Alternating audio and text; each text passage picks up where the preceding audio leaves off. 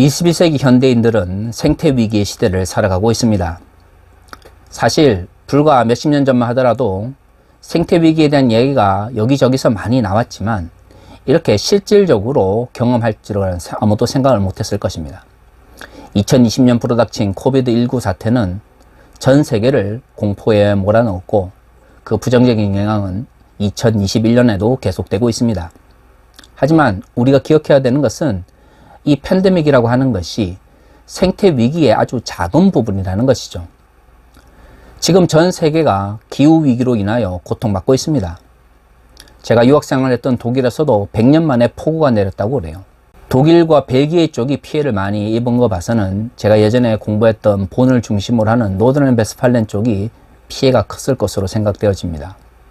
사실 저는 처음에 독일에 홍수가 났다고 그래서 그냥 라인강이 조금 범람했나 보다 이렇게 생각을 했는데요.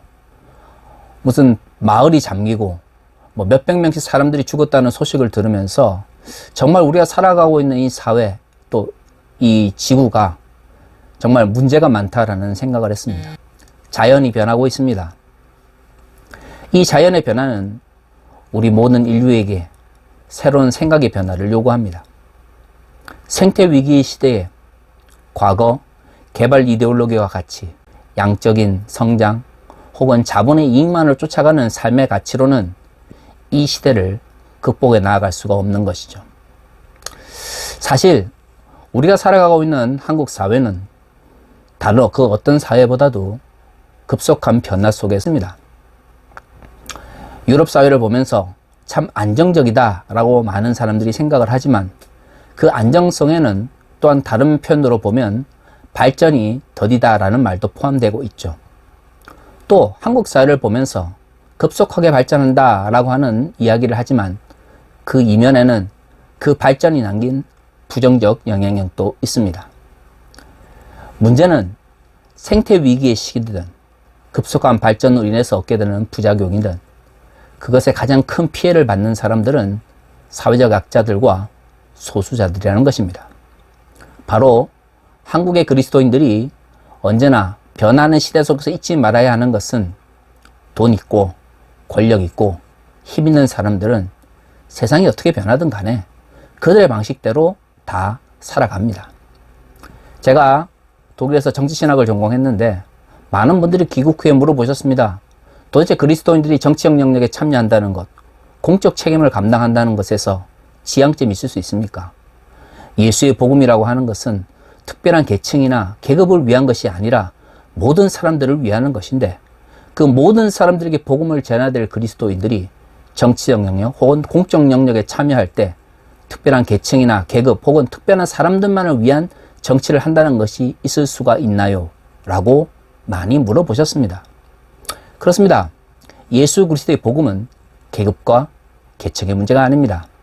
만약 주께서 선포하신 그 하나님 나라의 복음이 특정 계급이나 계층에게 독점이 된다면 오히려 그것은 복음의 왜곡을 의미하는 것일 것입니다.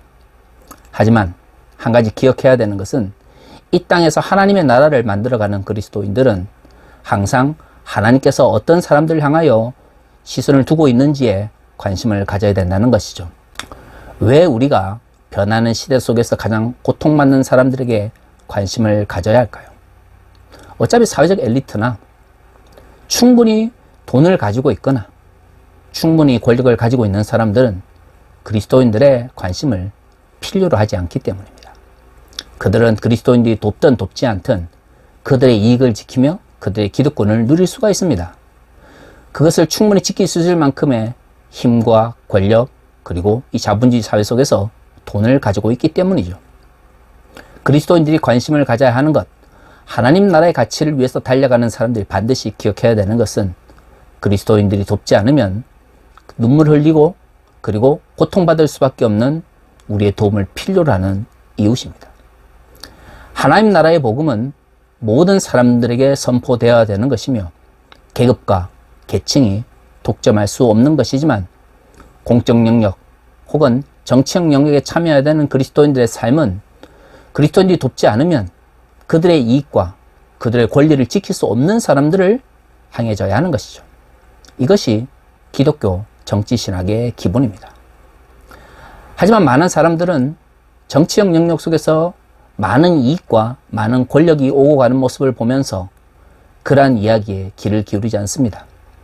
몰라서 귀를 기울이지 않을까요? 그렇지 않습니다. 정치라고 하는 것이 실제로 이해관계 속에서 이루어지기 때문에 내가 어떤 정치적인 입장에 서는가에 따라서 나의 이익과 직접적인 관계를 가질 수밖에 없죠. 다시 말해서 왜 힘을 가지지 못한 사람들을 위해서 그리스도인들이 정치적 영역과 공적 영역에 참여해야 되느냐고 물어보는 사람들은 이미 사회적 엘리트 계층이거나 기존의 잘못된 사회 체제 속에서 기득권을 누리거나 혹은 이익을 누리는 사람들입니다. 피해를 보고 눈물 흘리는 사람들은 한국 사회의 잘못된 체제가 바뀌기를 바랄 것이기 때문이죠. 그런데 한국 교회는 부끄럽게도 과거 70년대와 80년대 군사 독재와 결탁하는 가운데서 이 땅의 소수자들과 이 땅에 소외받는 사람들, 이 땅의 사회적 약자들을 위해서 서기보다는 주류 교단들은 자신들의 기득권을 공고히 하며 개발 독재 이데올로기 속에서 권력을 누리는 사람들을 위해서 복을 빌었습니다. 그렇죠. 생태위기 시대에 왜 한국 교회가 책임을 가지고 있을까요? 지금의 문제는 결국 개발 이데올로기를 기반으로 성장을 거듭해왔던 근대 그리고 현대 문명의 결과물이기 때문이죠. 어느 날 갑자기 하늘에서 뚝 생태위기가 떨어진 것이 아닙니다. 지난 100년 동안의 근대 사회의 발전 과정 속에서 끊임없이 만들어냈던 수없이 많은 쓰레기들과 수없이 많은 공해가 지금의 환경오염, 기후위기, 그리고 팬데믹을 불러온 것이죠. 문제는 그러한 개발 이데올로기와 발전 과정 속에서 교회가 무엇을 했냐는 것입니다. 그렇다면 지금이라도 우리의 한국교회는 과거의 잘못된 이데올로기와 생각들로부터 벗어나기 위해서 치열하게 노력해야 됩니다. 혹자는 그렇게 생각할 것입니다. 아니, 이사야의 말씀을 보면서 무슨 갑자기 개발 이데올로기가 어떻고 성장 이데올로기가 어떻고 생태 위기가 어떻고 라고 이야기를 하느냐 라고 생각하실 수도 있죠. 그렇습니다. 오늘의 우리가 읽은 본문의 말씀은 직접적으로 개발의 문제나 성장의 문제를 다루고 있지는 않습니다. 제가 여러 번 이야기했지만 이사야서는 기본적으로 남유다의 멸망에 대한 선언입니다. 66장으로 구성되어 있는 이사야서의 대부분은 하나님께서 남유다를 왜 멸망시켜야 하는지, 남유다와 주변 국가가 왜 하나님의 심판 안에 들 수밖에 없는지에 대해서 이야기를 하고 있습니다. 그리고 하나님의 심판과 함께 나오는 이야기가 바로 하나님께서 새로운 백성을 세우실 것이라는 것이죠. 왜입니까? 남유다와 북이스라엘이 하나님께서 원하시는 하나님의 백성으로서 살아가기보다는 그들이 입술로는 하나님을 부르지만 하나님께서 원하시는 하나님의 나라의 백성으로서 삶을 살아가지 않기 때문입니다. 그래서 하나님께서 이야기하시죠. 그들을 멸망시키신 후에 그 이후에 남은 자들을 통하여 새로운 하나님의 백성과 하나님의 나라를 세울 것이다. 그리고 새로운 하나님의 나라의 백성은 기존의 남유다와 북이스라엘 속에서 엘리트 계층이나 지배 계층에 의해서 고통받고 멸시받았던 사람들을 세워서 그들로 새로운 하나님의 나라를 일으킬 것을 이야기하고 있습니다. 오늘 우리 본문에서 참 재밌는 것은 뭐냐면 하나님께서 새롭게 세우실 하나님의 백성들에게 이렇게 이야기하신다는 것이죠. 의를 아는 자들아, 마음에 내 율법이 있는 백성들아, 너희는 내게 듣고 그들의 비방을 두려워하지 말라. 하나님께서 새롭게 세우실 백성을 향해서 하나님께서 말씀하십니다. 의를 안다. 물론 여기서 말하는 의란 개인적인 정의를 의미하는 것이 아닙니다. 이사야서에서 이야기하는 의라고 하는 개념은 공의라고 하는 그 개념과 거의 동일한 것이죠.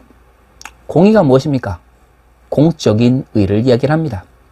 사회적 관계 속에서 그러한 관계들이 잘못된 방식으로 왜곡될 때에 그것을 바로잡는 것이 바로 공의, 공적인 의인 것이죠. 개인과 개인 사이의 올바름이 아니라 사회적 영역 속에서 공동체 속에서 올바른 관계가 회복되는 것이 바로 공의입니다. 하나님께서 이야기를 하십니다. 남유다를 멸망시키고 새로운 하나님의 백성을 부를 때 그들은 공의를 아는 백성이다 라고 이야기를 하는 것이죠. 공의를 안다는 것이 무엇입니까? 단순히 20세기 혹은 근대적 의미의 인식론적 측면에서 내가 그것을 이해하고 있다, 내가 그 어떤 지식을 또는 정보를 가지고 있다라는 의미가 아닙니다. 의를 안다는 것, 공의를 알고 있다라고 하는 것은 구약 성서 속에서 공의를 실천하는 사람이라는 것입니다. 그들은 하나님의 말씀에 귀를 기울이는 사람입니다. 재미있는 것은 오늘 본문에서 하나님의 공의를 알고 실천하는 사람은 하나님의 말씀에 귀를 기울이는 사람이라고 이야기를 하고 있죠.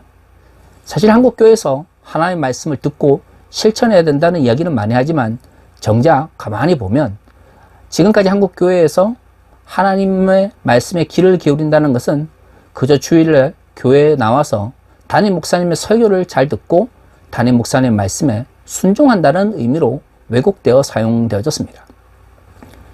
그것은 하나님의 말씀에 귀를 기울이는 것이 아니고 담임 목사라고 하는 주술화되어진 우상에게 숭배를 하는 모습입니다. 주물화되어져 있는 담임 목사에게 복종하고 추종하는 것이 어떻게 하나님의 말씀에 귀를 기울이는 것이 될 수 있습니까? 오늘 본문에서 공의를 알고 실천하는 사람이 하나님의 말씀에 귀를 기울인다라고 이야기를 합니다. 결국 하나님의 말씀에 귀를 기울인다라고 하는 것은 특별한 종교 지도자나 특별한 교회 공동체 속에서 열심히 헌신하고 헌금 열심히 내고 그리고 교회를 위협해 보이는 사람들을 미워하는 것이 아니라 또한 사회적 약자들과 소수자들을 하나님의 이름으로 멸시하는 것이 아니라 공의를 알고 그 공의를 실천하는 사람이 바로 하나님의 말씀에 귀를 기울이는 사람이다라고 오늘 본문은 이야기하고 있는 것입니다. 그런데요, 문제는 이렇게 공의를 알고 공의를 실천하는, 그래서 하나님의 말씀에 귀를 기울이는 사람들을 향하여 비방하는 사람들이 등장합니다. 이 사람들은 정확하게 오늘 본문에서는 어떤 종류의 사람들인지 알 수는 없으나 하나님께서 남유다를 멸망시키신 이후에 새롭게 세우실 하나님의 백성들을 향해서 손가락질하는 사람들입니다. 비방한다는 것의 히브리적 의미를 굳이 이 시간에 이야기할 필요는 없을 것 같습니다. 비방이란 게 무엇입니까? 비방이라고 하는 것은 기본적으로 거짓과 가짜 소문을 가지고 타인을 욕을 하는 것입니다. 그럼 왜 가짜 소문과 거짓을 가지고 타인을 욕을 할까요? 그 사람에게서 사실만을 가지고는 비난할 것, 비판할 것, 욕할 것을 찾아낼 수가 없기 때문이죠.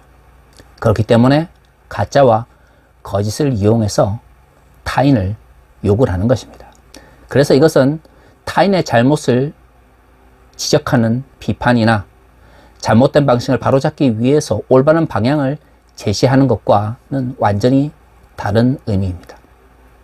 그렇습니다. 하나님을 알고 하나님의 말씀에 귀를 기울이고 그래서 하나님의 공의를 실천하는 사람들을 향해서 칭찬하고 그들과 함께 하기보다는 거짓과 가짜를 가지고 그들을 욕하는 사람들이 하나님의 구원 이후에도 등장할 것을 이야기하고 있습니다. 그들의 소리에 귀를 기울일 필요가 없다라는 것이 오늘 이사야가 말하고 있는 것이죠. 단순히 이사야 시대에만 하나님의 공의를 실천하는 사람들을 향해서 가짜와 거짓을 가지고 욕을 했을까요? 그렇지 않습니다. 21세기에도 한국교회 내에서도 예수 그리스도를 주라 고백하는 그리스도인들의 삶 가운데서도 이렇게 가짜와 거짓을 가지고 타인을 욕하는 사람들이 나타나는 것이죠. 한 가지 달라진 것이 있다면 이사야 시대에는 공의를 실천하고 하나님의 말씀에 귀를 기울이는 사람들을 향해서 가짜와 거짓을 가지고 욕하는 사람들을 하나님께서 심판하실 것을 이야기하고 있는데 안타깝게도 21세기 한국교회에서는 가짜 뉴스를 만들고 양산하는 사람들이 한국교회의 주류적 자리를 차지하고 있다는 것입니다. 2020년 작년 한 해를 돌이켜 보십시오. 얼마나 많은 한국의 대형 교회 속에서 코로나19와 관련된 가짜 뉴스와 방역 당국과 반대되는 거짓을 설교 시간에 들을 수 있었습니까? 사실 굉장히 부끄러운 것입니다. 가짜와 거짓을 가지고 타인을 욕하는 것은 이사야 시대에 하나님의 백성을 정죄했던 하나님의 심판을 받는 사람들에게만 나타나는 것이 아닙니다. 21세기 한국의 대형교회 속에서 좀 사회적으로 힘을 가지고 있다라고 하는, 그러면서 극우적 이데올로기에 동조했던 많은 목사들이 아무런 양심의 가책도 느끼지 않은 상태에서 가짜와 거짓 뉴스를 설교 시간에 내뱉었습니다. 글쎄요, 무엇을 위해서 또 그렇게 한다고 해서 그들에게 어떤 이익을 주는지는 알 수 없지만, 한 가지 확실한 것은 한국교회가 급속하게 성장할 때 한국 사회는 개발 이데올로기에 지배를 받던 시대였다는 것입니다. 그렇죠. 한국교회가 생태 위기를 앞당기는 개발 이데올로기에 동조해서 큰 성장을 이루었습니다. 그래서 기복주의를 기반으로 하는 번영신학이 난무했던 것이죠.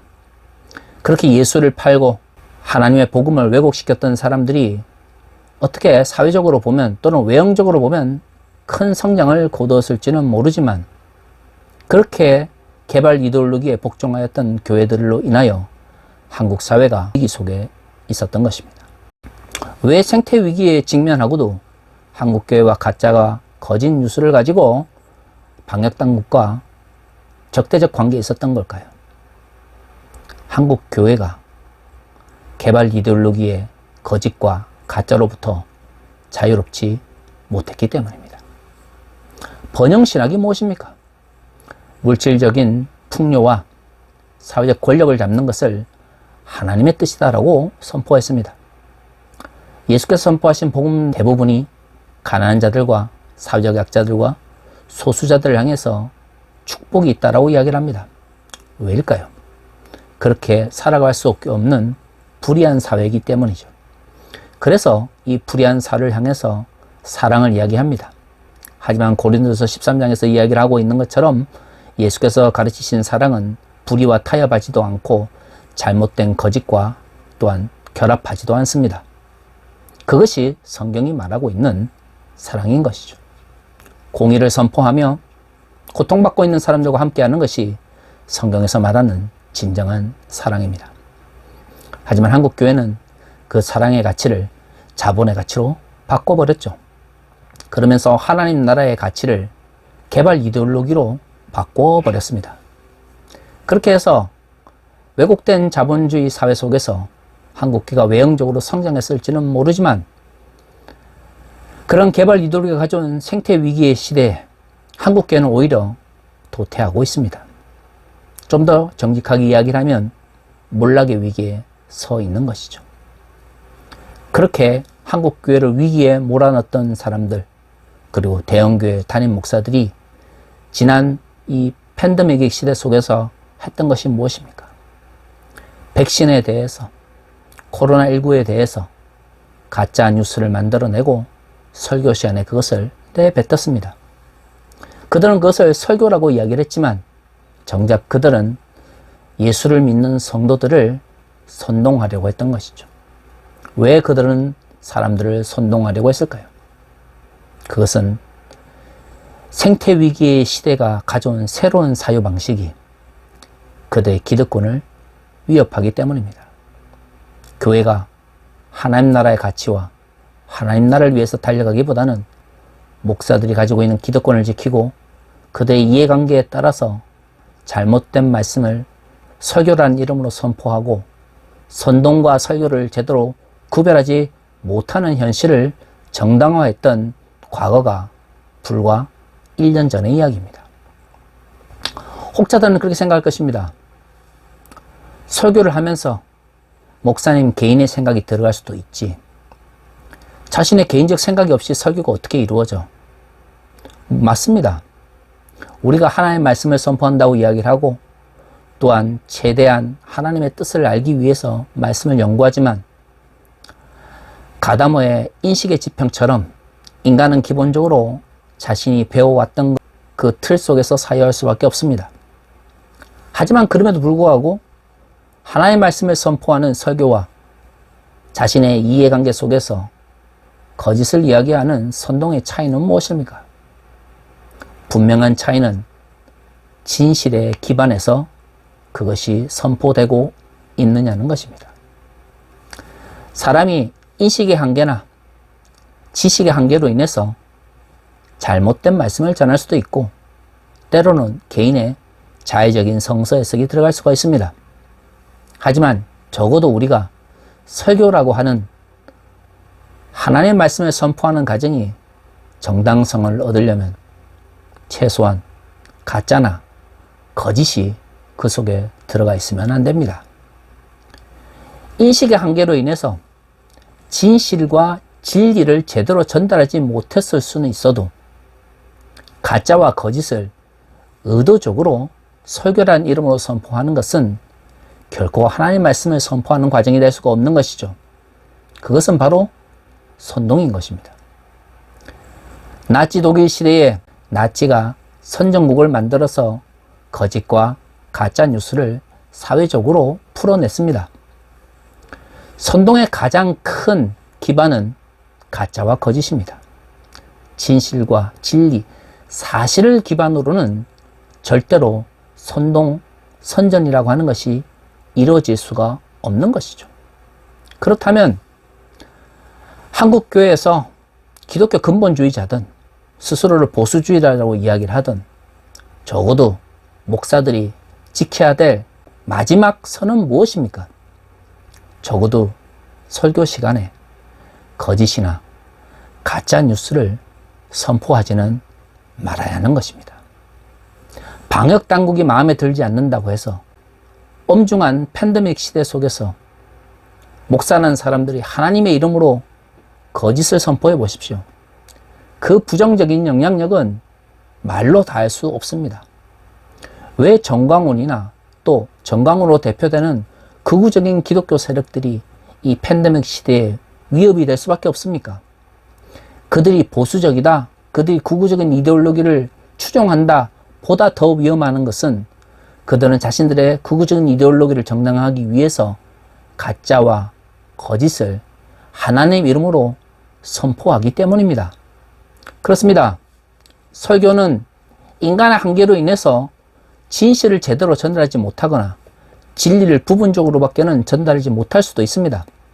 하지만 적어도 설교가 되기 위해서는 진실과 사실, 진리에 입각하고 하나님의 말씀을 선포하기 위해서 노력해야 됩니다. 가짜와 거짓에 의존하는 설교는 그것이 아무리 희양찬란한 말로 뒤덮여 있다 할지라도 설교가 아니라 선동일 수밖에 없는 것이죠. 목사들이 하나님의 공동체 속에서 하나님 나라의 백성들을 향하여 설교가 아니라 하나님 나라의 복음이 아니라 거짓과 가짜 뉴스에 기반한 선동의 정치짓을 한다고 생각해 보십시오. 그것이 곧 하나님의 이름을 먹칠하는 것입니다. 하지만 안타깝게도 한국교회 속에서 특히 10,000명, 10만 명, 수십만 명 되는 대형교회일수록 과거 개발 독재 속에서 이익을 누리고 지금도 그러한 잘못된 이데올로기를 하나님의 말씀으로 정당화하는 모습 때문에 생태위기 시대에 오히려 보수적이면서 또한 극우적인 이데올로기에 동조하는 대형교회 목사들이 더 큰 위협으로 등장하고 있습니다. 그들의 가짜와 거짓에 기반한 선포를 들으면서도 아멘하고 동조를 한다면 거기에 아멘하고 동조하는 여러분은 더 이상 하나님 나라의 백성이 될 수가 없는 것입니다. 그저 극우적인 정치 이데올로기를 종교적으로 정당화하는 이해관계, 이익 집단의 한 사람의 선동에 놀아나고 있는 것이죠. 2020년 총선을 앞두고 그런 극우 기독교 세력이 거짓과 가짜 뉴스를 마구 선포하면서 이 한국 사회에 얼마나 부정적인 많은 영향을 미쳤습니까? 2022년 3월에 있을 대선을 앞두고 그러한 잘못된 사회적 현상들이 반복된 모습을 보이고 있습니다. 그 조짐들이 벌써 나타나고 있죠. 도대체 언제까지 한국 교회에서 설교란 이름으로 거짓과 가짜에 기반한 선동의 이야기들이 난무해야 합니까? 만약 여러분이 다니는 교회에서 가짜와 거짓에 기반해서 설교를 하는 목사님이 있다면 그 교회를 떠나십시오. 그것은 설교가 아니라 바로 선동입니다. 지금도 극우적인 기독교 세력에 동참하거나 동조하는 목사들이 그들의 설교라고 하는 귀한 복음의 선포를 정치적 선동으로 왜곡시키고 있음에도 불구하고 저항하지도 떠나지도 않는다면 여러분들은 그 잘못된 정치적 선동에 동참하거나 놀아나고 있는 것입니다. 그것은 절대로 그리스도인들이 행해서는 안 되는 마지노선인 것이죠. 사랑하는 성도 여러분, 우리가 겪고 있는 생태 위기는 잘못된 개발 이데올로기가 만들어낸, 인간들이 만들어낸 재난입니다. 이것을 극복하기 위해서는 새로운 인식의 지평 속에 인류가 들어가야 하는 것이죠. 한국교회가 이를 위해서 무엇을 할 수 있을지 지금부터 고민해야 됩니다. 하지만 예나 지금이나 하나님의 백성들은 하나님의 공의를 알고 공의를 실천해야 하는 것이죠. 그리고 그렇게 공의를 실천하는 사람들을 향해서 거짓과 가짜 뉴스를 가지고 욕을 하는, 오늘 이사야서에서 말하고 있는 비방하는 자들은 반드시 있을 수밖에 없습니다. 그럼에도 불구하고 하나님의 나라 백성들은 그 비방과 그러한 멸시에도 불구하고 하나님의 공의를 이 땅 위에 실현해 나가야 되는 존재입니다. 그런데 오히려 그러한 거짓과 가짜 뉴스에 기대어서 설교란 이름으로 정치적 선동을 멈추지 않는 목사들을 보면서 비판하지도 저항하지도 그리고 그러한 교회를 떠나지도 않는다면 그것은 하나님의 나라의 백성이라 말할 수가 없습니다.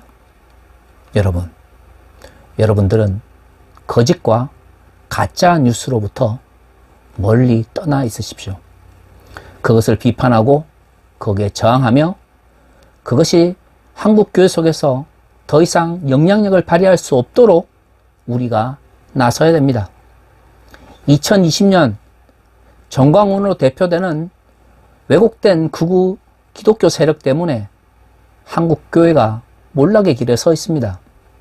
2022년 대선을 앞두고 다시 한번 한국 교회가 거짓과 가짜에 기반한 선동을 솔결한 이름으로 마구 내뱉어대는 시대를 맞이하게 된다면 한국교회 미래는 더 이상 우리 눈앞에 나타날 수가 없을 것입니다.